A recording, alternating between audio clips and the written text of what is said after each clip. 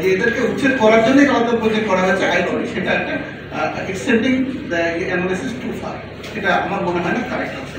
2 নম্বর হলো কালাতন প্রজেক্টের ব্যাপারে কিন্তু বাংলাদেশের একটা প্রস্তাব ছিল, আমি নিজেই সেই প্রস্তাবের রচয়িতা এবং আমি নিজে কালাতন নদীর পাড়ে অনেক সময় বসেছিলাম, আমি এই জায়গাগুলো নিজে গেছি, সুতরাং আমি জিনিসটা জানি।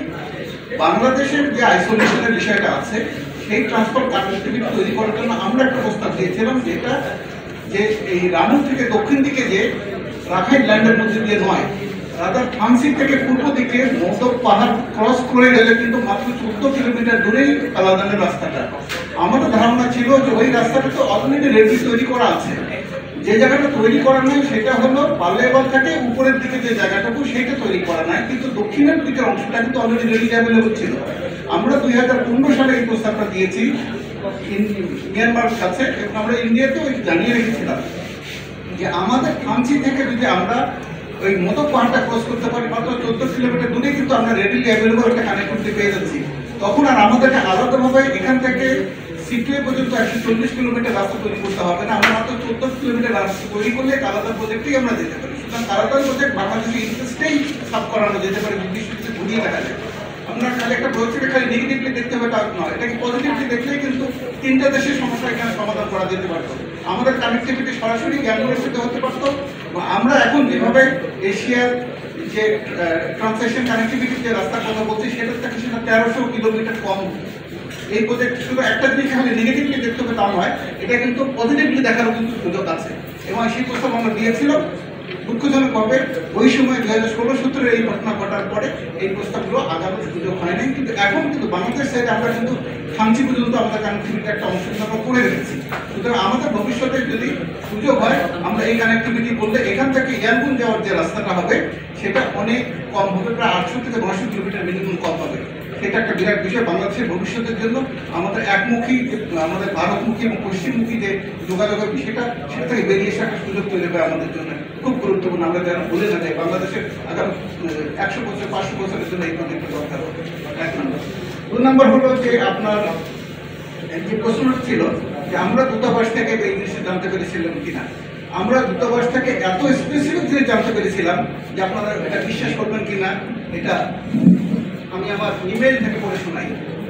এই যে অ্যাটাকটা হলো, এই অ্যাটাকটা অগাস্টের যে অ্যাটাকটা হলো 25 তারিখ রাতে, আমি আমার নিজের লেখা একটা চিঠি 11 অগাস্ট সেটাতে লিখছি, তার হেডিংটা হলো new phase of volatility in Rakhine and it's possible implications.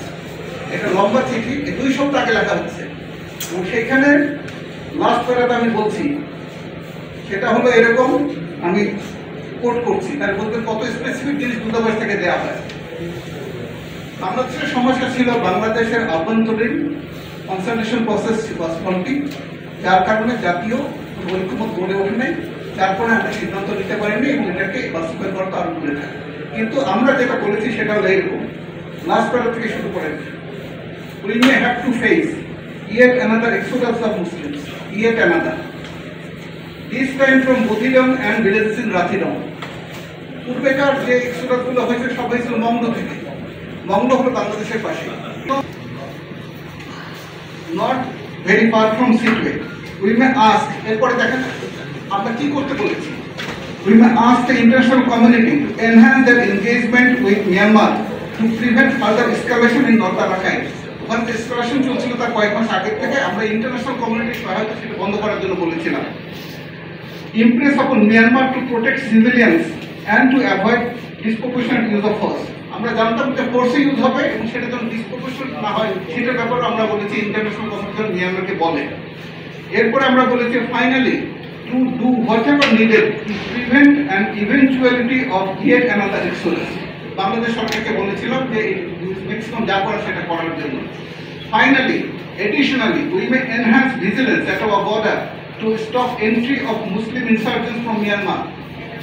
ওখান থেকে এই কাজগুলো করবে তারা এবং তারা বাংলাদেশে আশ্রয় দেবে সেটা বলতে আমরা বেরিয়ে করেছিলাম। And with particular focus on any military of foreign lineage and dismantling their external lineage. এত স্পেসিফিক ইনফরমেশন আমার মনে হয় না বাংলাদেশের কোনো দূতাবাস থেকে কখনো এইভাবে দেওয়া হয়েছে এবং সেটা 14 দিন আগে। তো এই বিষয়টা আমরা তখন দিয়েছিলাম দুর্ভাগ্যজনকভাবে আমরা কিন্তু আরেকটা জিনিস আজকে আমি সুযোগ নিয়ে বলি, এই যে অ্যাটাকটা হওয়ার পরে 25 তারিখ সকালবেলা যে অ্যাটাকটা কথা বলা হচ্ছে অগাস্টের 25 তারিখ সন্ধ্যার সময় কিন্তু আমরা আজকে যে করিডোরের যে বিবর্তন হচ্ছে সেটার আলোকে আমি বলছি, আমি ব্যক্তিগতভাবে ইউএনের সাথে বাংলাদেশ সরকারের তখনকার সিদ্ধান্তের বাইরে ব্যক্তিগত উদ্যোগে আমি ইউএনকে বলেছি to keep people within Rakhine.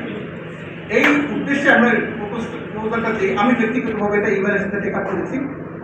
আন্তর্জাতিকভাবে যেহেতু ইউএনএ তখন রাশিয়া এবং চায়নার বিরোধিতার কারণে কিন্তু এই সেফ জোনের কনসেপ্টটা তখন বাড়ানো যায় নাই, কিন্তু তখন আমরা যেটা করেছিলাম বাংলাদেশের রাষ্ট্রীয় পলিসিতে আমরা এটা ইনক্লুড করেছিলাম সেফ এরিয়া সেফ জোনের বিষয়টা, এবং উদ্দেশ্য ছিল যে আমরা বঙ্গ এবং বদিরং এই যে জায়গাতে সাপ্লাইটা যাবে সেই সাপ্লাইগুলো তো আপনাকে সিকুয়েন্স থেকে বা বঙ্গ থেকে নিতে হবে, তাহলে যে এরিয়ার মধ্যে দিয়ে আপনি সাপ্লাইগুলো নেবেন সেটাকে সেফ অ্যান্ড সিকিউর করতে হবে, both for humanitarian supply as well as for humanitarian worker, relief ওয়ার্কারদের জন্য এটা সিকিউর করতে হবে।